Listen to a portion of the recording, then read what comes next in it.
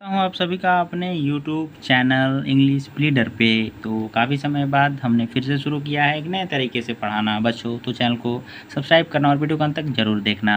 हम लोग English reading करेंगे। एक सेंटेंस है, ये एक टेंस का एक सेंटेंस है। हम लोग इसको समझेंगे। सबसे पहले डू का यूज हम लोग करते हैं सिंपल प्रेजेंट टेंस में, और डू अगर फर्स्ट में है इसका मतलब ये इंट्रोगेटिव सेंटेंस है, क्योंकि क्वेश्चन मार्क यहाँ पर लगा हुआ है। हम लोग इसको पढ़ेंगे, फिर इसके अर्थ को समझेंगे। Do you read book? Do किस प्रकार से इसका उच्चारण कर सकते हैं? डू लिखेंगे, डू यू रीड बुक्स। ठीक है, इस प्रकार से अगर यहाँ पे लिखा हुआ है तो हम लोग इसका सही से उच्चारण करेंगे। डू यू रीड क्या? बुक्स ना। अब हम लोग इसके अर्थ को समझ लेते हैं। Do you read books. अब हम लोग इसके अर्थ को कैसे लिखेंगे? तो डू का अर्थ होता है क्या। क्या तुम, यू यानी तुम, रीड यानी पढ़ना। हम लोग हिंदी अर्थ लिख रहे हैं, इसका मतलब कुछ अलग होगा। बुक्स यानी किताबें। क्या तुम किताबें पढ़ते हो? इस प्रकार से बोलेंगे, क्या तुम किताबें, ठीक है, किताबें पढ़ते हो। ते होता है वो खुद लगेगा, ठीक है, और अंत में क्वेश्चन मार्क वहाँ भी देंगे, लेकिन ये इसका अर्थ है सामने सामने ना। डू यानी क्या तुम, यू यानी तुम, रीड यानी पढ़ना, बुक्स यानी किताबें। आइए नेक्स्ट सेंटेंस को समझते हैं। सबसे पहले नेक्स्ट सेंटेंस हम लोग कैसे लिखेंगे? Does, DOES, does. अब एक चीज़ देखना, यहाँ पे डू था, डू के बाद यू था, डज है, यहाँ ही है। ही थर्ड पर्सन सिंगुलर नंबर है, ही सब्जेक्ट है, तो ही के साथ हम लोग डज का यूज करेंगे, सी के साथ डज का यूज करेंगे। कोई अगर एक नाम रहा तो उसके साथ भी डज का यूज करेंगे, लेकिन प्लूरल हो, वी, यू, आई, दे, दो नाम हो गए, रमेश एंड सुरेश, एंड लगाकर, तो डू का यूज कर लेंगे, लेकिन थर्ड पर्सन सिंगुलर नंबर के साथ डज का। तो डज लिखा हुआ है। Does he go to school every day. अब हम लोगों ने इतना लिखा, अब हम लोग इसका हिंदी अर्थ लिखेंगे, हिंदी समझेंगे इसकी। डज यानी क्या, ही यानी वह, गो टू यानी जाता है, ऐसे समझ लो। स्कूल यानी विद्यालय, एवरी यानी हर, रोज, डे यानी दिन, हर दिन या रोज बोल सकते हैं, ठीक है। तो क्या वह हर दिन विद्यालय जाता है? इस प्रकार से लिखेंगे, क्या वह हर दिन विद्यालय जाता है? Does he go to school every day, ऐसे समझना होगा। फिर नेक्स्ट सेंटेंस पे चलेंगे। नेक्स्ट सेंटेंस को हम लोग समझेंगे। Do they come on time. Do यहाँ फिर से यूज हुआ, ठीक है, दे के लिए। Do they come on time, ठीक है। अब हम लोग इसके अर्थ को लिख लेते हैं।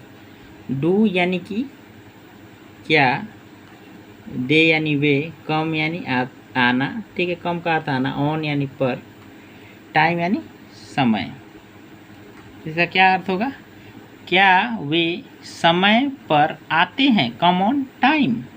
Do they come on time, क्या वे समय पर आते हैं, ऐसे बोलेंगे, ठीक है। आइए नेक्स्ट सेंटेंस को देखते हैं। जैसे कि हमारा नेक्स्ट सेंटेंस है, do you drink tea, question mark, ठीक है। डू यानी क्या, यू यानी तुम, ड्रिंक यानी पीना, टी यानी चाय। क्या तुम चाय पीते हो? ड्रिंक यानी पीना, तो पीते हो ऐसे बोलना ही है, ये टेंस का रूल है, लास्ट में ताहत ही आएगा। डू यू ड्रिंक टी, क्या तुम चाय पीते हो, क्वेश्चन मार्क लास्ट में लिखना जरूर, ठीक है। नेक्स्ट सेंटेंस हमारा, does he run every morning. Does फिर ही के साथ, does he run every morning, ऐसे लिखेंगे। डज यानी कि क्या, ही यानी वह, रन यानी दौड़ना, एवरी यानी हर, मॉर्निंग यानी सुबह। क्या, ठीक है। डज यानी क्या वह हर सुबह दौड़ता है। रन, रन यानी दौड़ना। जो वर्ब होता है, क्रिया होता है, उसके साथ ता है लग जाता है। ठीक है, यहाँ वर्ब रन है। इस प्रकार से बनाएंगे हम लोग सेंटेंस को। Do you listen to music. Do you listen, do you listen to music, question mark, ऐसे लिखेंगे। फिर हम लोग इसके हिंदी अर्थ को लिखेंगे। डू यानी कि क्या, यू यानी तुम, लिसन यानी सुनना, लिसन यानी सुनना, टू म्यूजिक यानी गाने, गाना। ठीक है, ऐसे लिख रहे हैं गाना। क्या तुम गाना सुनते हो। लिसन यहाँ पे वर्ब है। ठीक, तो do you listen to music, क्या तुम गाना सुनते हो। Does he sing well. Does he sing well. ठीक है, ऐसे हम लोग इसको लिखेंगे। डज यानी क्या, ही यानी वह, सिंग यानी गाना। ये सिंग अलग है, ठीक है यहाँ, और वेल यानी अच्छा। क्या वह अच्छा गाता है। सिंग, सिंग यानी जब आप गाते हैं खुद अपने मुंह से, उसको गाना उसको सिंग कहते हैं। अगर आप किसी गाने को सुनते हैं उसको सॉन्ग कहते हैं। ठीक है, डज ही सिंग वेल, क्या वह अच्छा गाता है। Does he sing well. Next sentence पे आइए चलते हैं हम लोग। डू यू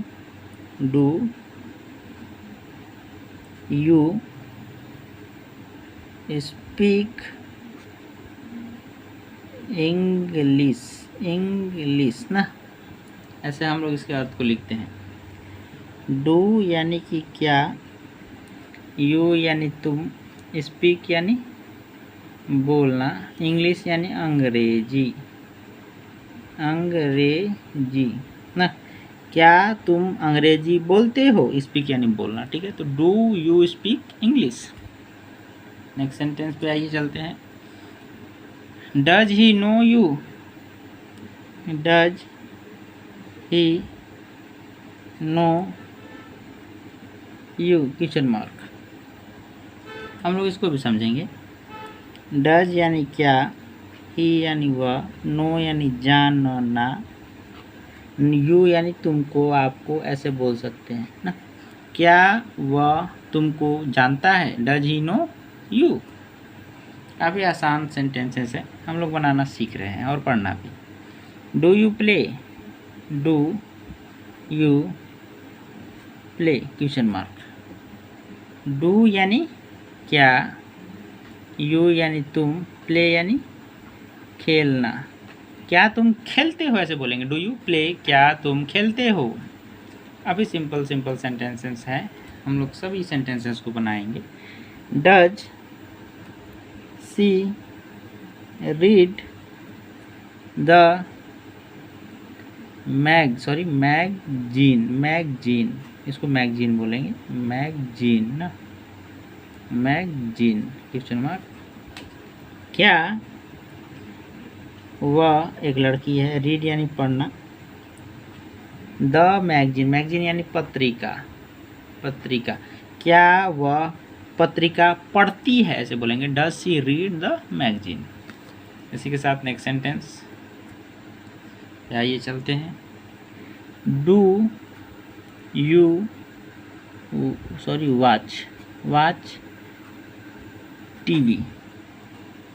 डू यानी क्या, यू यानी तुम, वॉच यानी देखना। टीवी का हम लोग टीवी ही बोलेंगे। क्या तुम टीवी देखते हो। डू यू वॉच टीवी, ऐसे हम लोग बनाएंगे। Do they exercise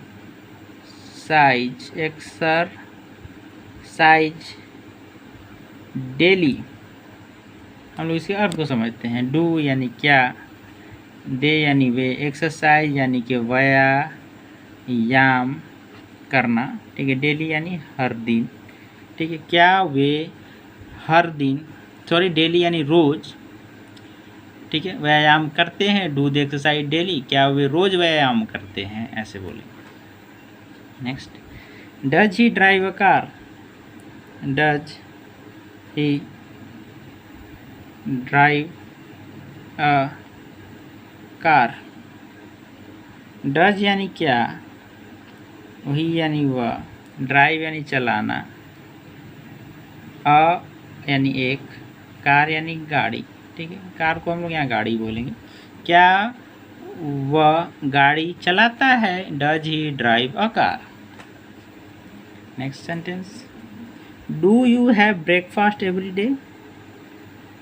do you have breakfast every day, question mark.